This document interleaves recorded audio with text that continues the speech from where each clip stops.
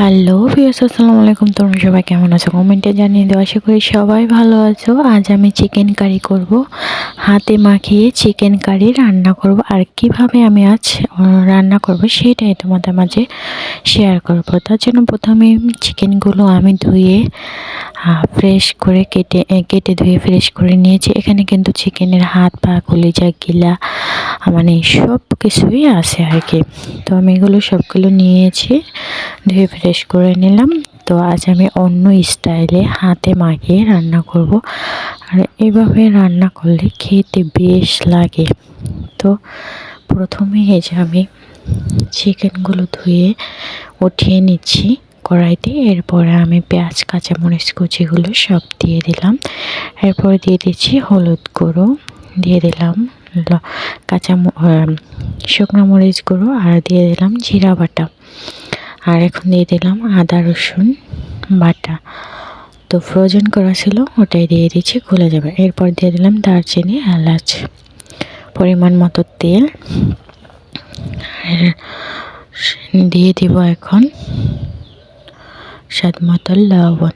তারপরে এগুলো আমি হাতে সুন্দর করে মাখিয়ে নিলাম।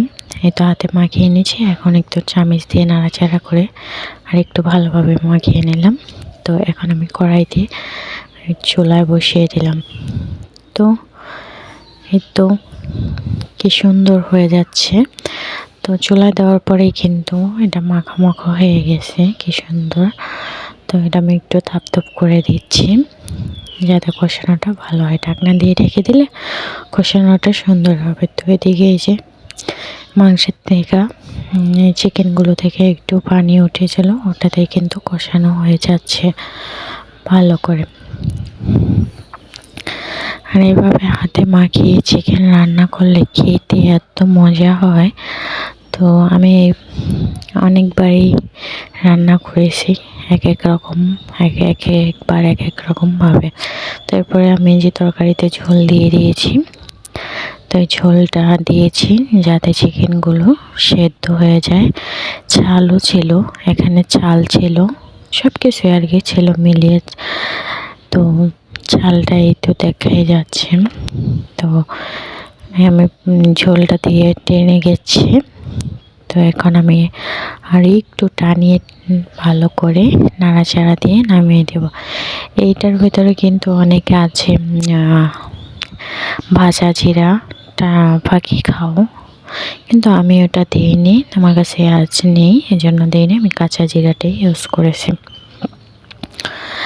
আর এটা কিন্তু এই তো এই যে মাটির চুলায় কিন্তু এভাবে রান্না করলে খেতে বেশ লাগে। তো চিকেনগুলো কিন্তু দেশি মুরগির ছিল, পাকিস্তানি মুরগি, এটা দেশিও বলে অনেকে, ফার্মও বলে, যাই হোক ওটারই ছিল। তো ওখান থেকে নিলাম। তো বেশ কি সুন্দর কালার হয়ে গেছে। এখন আমি তরকারিটা নামিয়ে নিলাম। এই তো আমার তরকারি ফাইনাল লুক। ভালো লাগলে অবশ্যই